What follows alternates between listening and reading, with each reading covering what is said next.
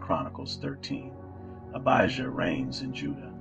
In the 18th year of King Jeroboam, Abijah began to reign over Judah. He reigned for 3 years in Jerusalem. His mother's name was Micaiah, the daughter of Uriel of Gibeah. Now there was war between Abijah and Jeroboam.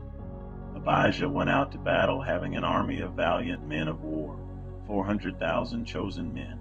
And Jeroboam drew up his line of battle against him with 800,000 chosen mighty warriors. Then Abijah stood up on Mount Zemaraim, that is in the hill country of Ephraim, and said, Hear me, O Jeroboam and all Israel. Ought you not to know that the Lord God of Israel gave the kingship over Israel forever to David and his sons by a covenant of salt? Yet Jeroboam the son of Nebat, a servant of Solomon the son of David, rose up and rebelled against his Lord, and certain worthless scoundrels gathered about him and defied Rehoboam the son of Solomon, when Rehoboam was young and irresolute and could not withstand them. And now you think to withstand the kingdom of the Lord in the hand of the sons of David, because you are a great multitude, and have with you the golden calves that Jeroboam made you for gods. Have you not driven out the priests of the Lord, the sons of Aaron and the Levites, and made priests for yourselves like the peoples of other lands? Whoever comes for ordination with a young bull or 7 rams becomes a priest of what are not gods. But as for us, the Lord is our God, and we have not forsaken him. We have priests ministering to the Lord who are sons of Aaron and Levites for their service. They offer to the Lord every morning and every evening burnt offerings and incense of sweet spices, set out the showbread on the table of pure gold, and care for the golden lampstand that its lamps may burn every evening. For we keep the charge of the Lord our God, but you have forsaken him. Behold, God is with us at our head, and his priests with their battle trumpets, to sound the call to battle against you. O sons of Israel, do not fight against the Lord, the God of your fathers, for you cannot succeed. Jeroboam had sent an ambush around to come upon them from behind. Thus his troops were in front of Judah, and the ambush was behind them. And when Judah looked, behold, the battle was in front of and behind them. And they cried to the Lord, and the priests blew the trumpets. Then the men of Judah raised the battle shout, and when the men of Judah shouted, God defeated Jeroboam and all Israel before Abijah and Judah. The men of Israel fled before Judah, and God gave them into their hand. Abijah and his people struck them with great force, so there fell slain of Israel 500,000 chosen men. Thus the men of Israel were subdued at that time, and the men of Judah prevailed, because they relied on the Lord, the God of their fathers. And Abijah pursued Jeroboam and took cities from him, Bethel with its villages, and Jeshanah with its villages, and Ephron with its villages. Jeroboam did not recover his power in the days of Abijah, and the Lord struck him down, and he died. But Abijah grew mighty, and he took 14 wives, and had 22 sons and 16 daughters. The rest of the acts of Abijah, his ways and his sayings, are written in the story of the prophet Iddo. 2 Chronicles 14. Asa reigns in Judah. Abijah slept with his fathers, and they buried him in the city of David. And Asa his son reigned in his place. In his days the land had rest for 10 years. And Asa did what was good and right in the eyes of the Lord his God. He took away the foreign altars in the high places, and broke down the pillars, and cut down the Asherim, and commanded Judah to seek the Lord, the God of their fathers, and to keep the law and the commandment. He also took out of all the cities of Judah the high places and the incense altars, and the kingdom had rest under him.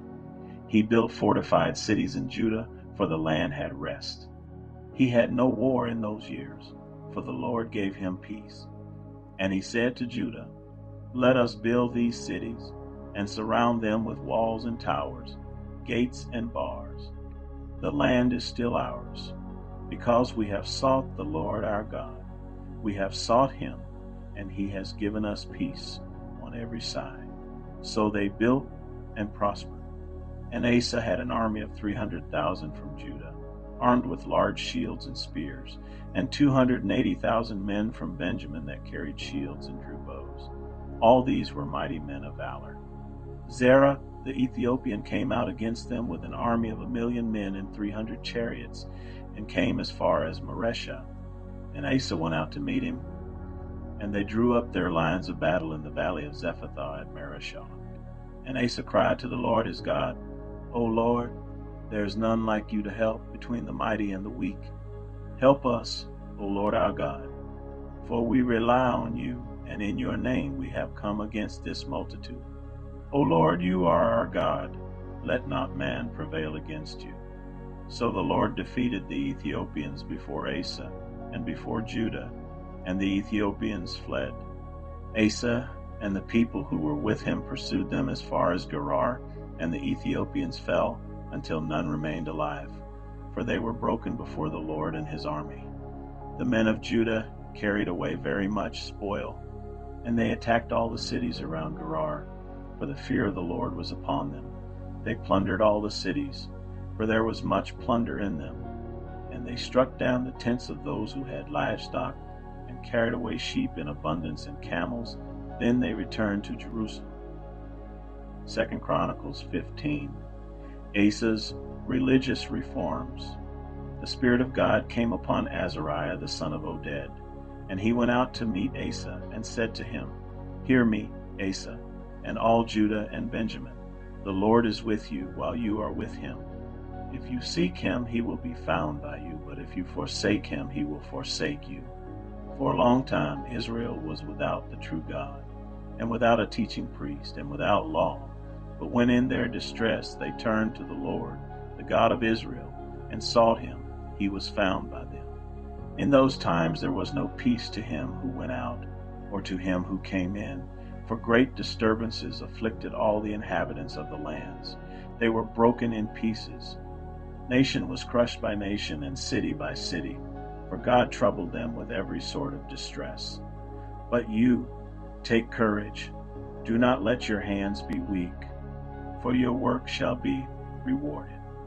As soon as Asa heard these words, the prophecy of Azariah the son of Oded, he took courage and put away the detestable idols from all the land of Judah and Benjamin, and from the cities that he had taken in the hill country of Ephraim.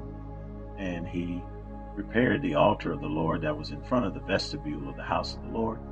And he gathered all Judah and Benjamin, and those from Ephraim, Manasseh, and Simeon, who were residing with them, for great numbers had deserted to him from Israel when they saw that the Lord his God was with him.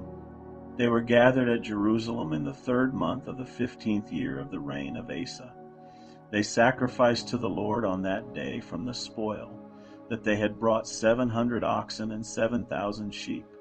And they entered into a covenant to seek the Lord, the God of their fathers, with all their heart and with all their soul, but that whoever would not seek the Lord, the God of Israel, should be put to death, whether young or old, man or woman.